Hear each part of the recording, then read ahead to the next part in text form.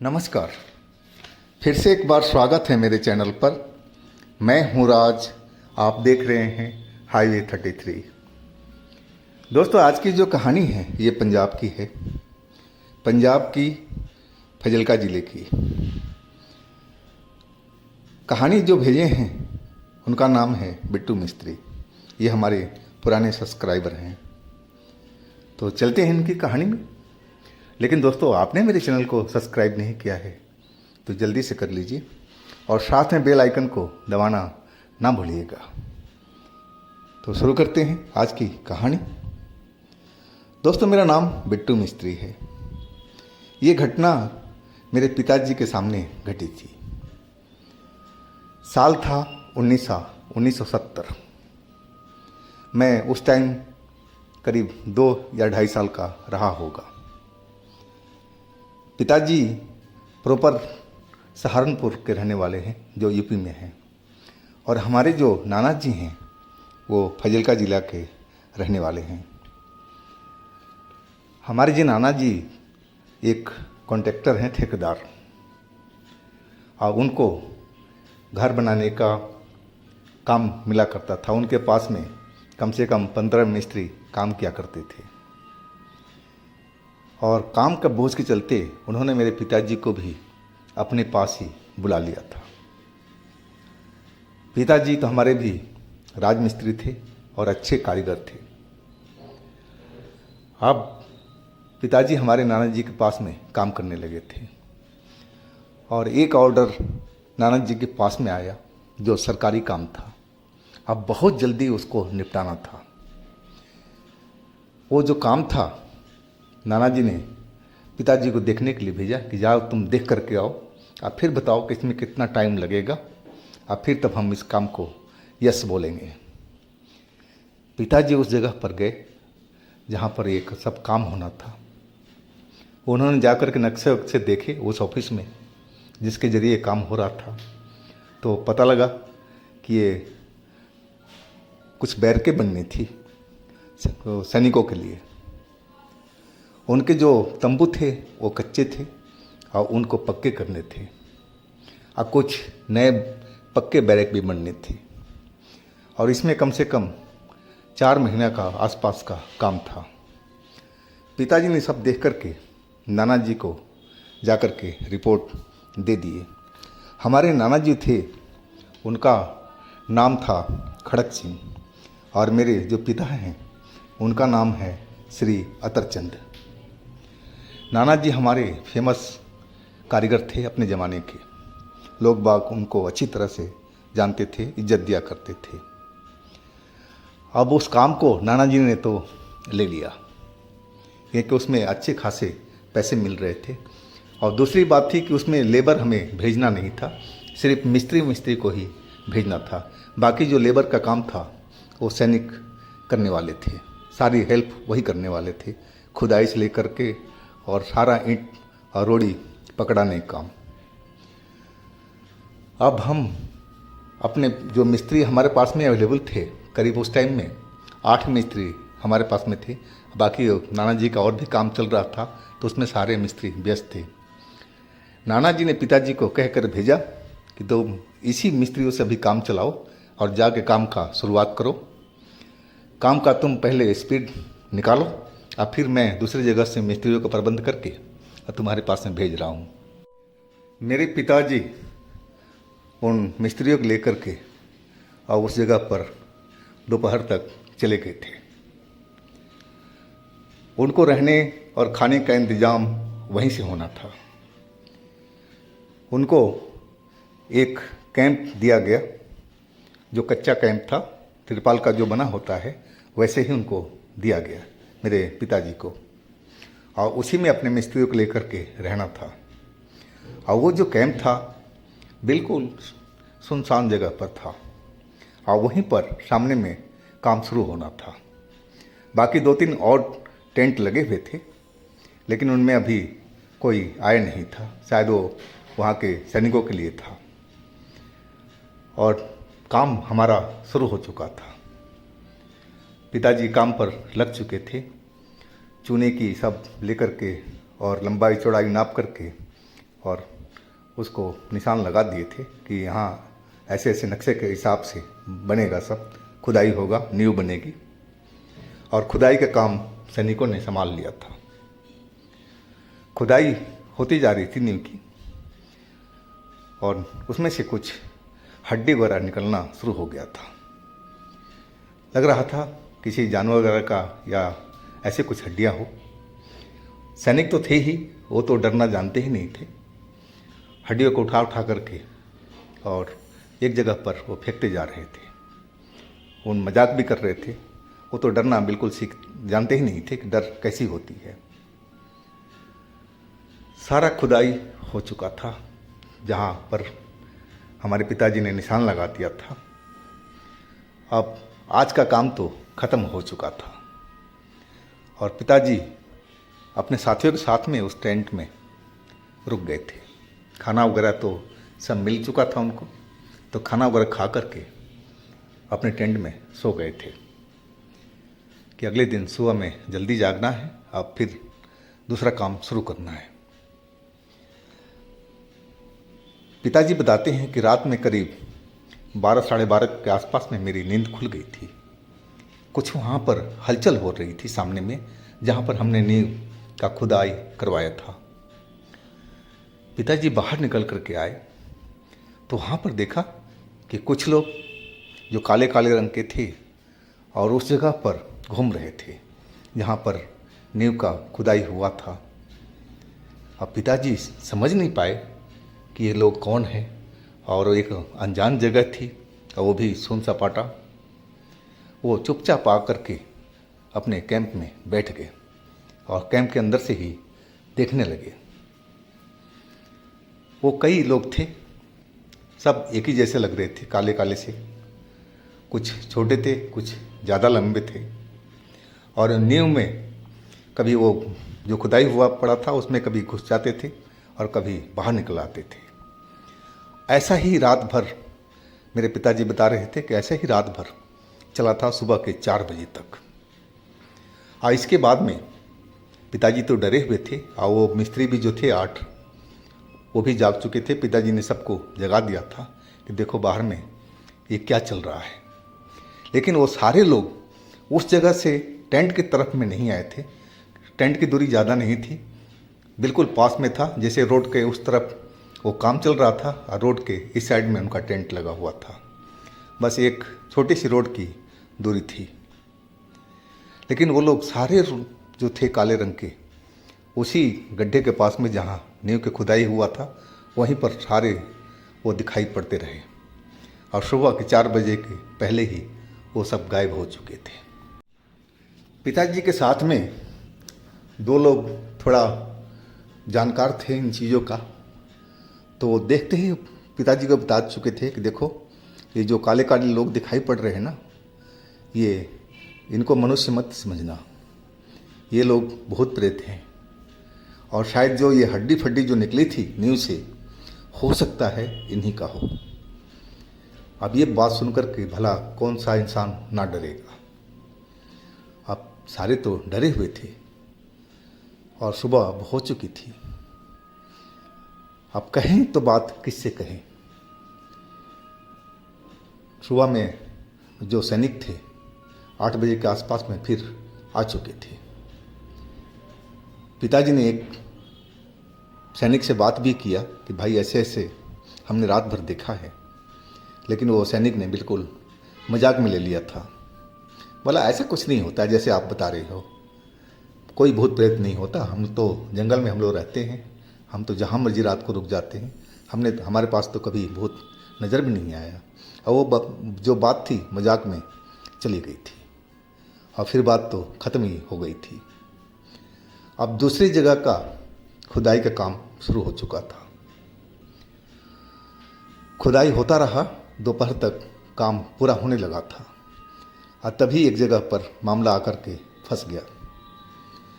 फंसा इसलिए कि उस नींव में एक बड़ा सा बॉक्स लकड़ी का, जो काफ़ी बड़ा था, वो दबा हुआ था। अब उस बॉक्स को देख कर के उस जगह पर हलचल मच चुकी थी कि आखिर ये बॉक्स में क्या है। बॉक्स काफ़ी पुराना लग रहा था, पुराने ज़माने का लग रहा था। कई लोग तो कहने लगे कि शायद इसमें पुराना ज़माने का कोई खजाना होगा, हीरा मोती होगा, सोना चांदी होगा, कुछ भी हो सकता है। हाँ, कई लोग तो डरे हुए थे। जो हमारे मिस्त्री थे वो कह रहे थे कि जो भूत प्रेत हम लोग रात में देखा है ना, ये उसी का है कोई हिस्सा है। ये जगह बिल्कुल सही नहीं है। वो हमसे, हमारे पिताजी से बोलने लगे थे कि यहाँ पर काम करना अब ठीक नहीं है। लेकिन पिताजी ने मना कर दिया कि देखो, तुम लोग डरोगे तो बात बनेगी नहीं। जब ये सैनिक साथ में हैं तो हम क्यों डरें इस चीज़ को। उन्होंने तो हमारे साथ में कुछ बुरा बर्ताव तो किया नहीं, जो भी थे वो तो अपनी जगह पर थे। और आज भी हम लोग देख लेंगे। अब इस बॉक्स में क्या है अब ये तो मालूम तो चले। अब इस बात को बड़े अफसर को खबर दी गई।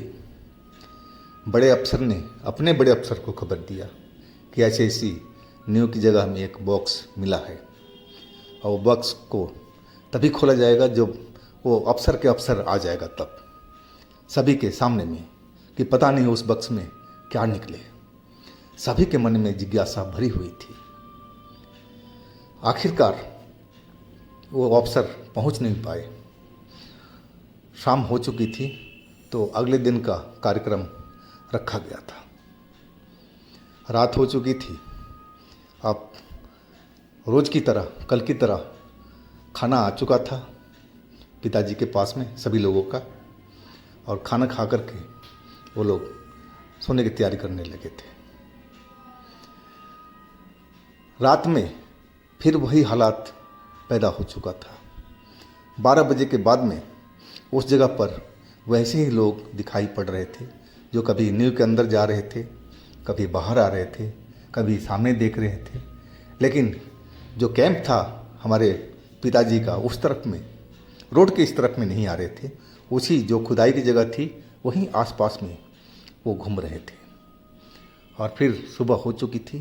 पिताजी तो सब डरे हुए थे, लेकिन इतना साहस था कि वो लोग हमारे नज़दीक नहीं आएंगे। इतना हिम्मत उन्होंने कर लिया था कि हमें कोई खतरा नहीं है, जो कुछ हो रहा है उसी जगह पर हो रहा है। ये बात को हमारे पिताजी ने नाना जी को भी खबर भिजवा दिया था, और नाना जी भी सुबह में आने वाले थे।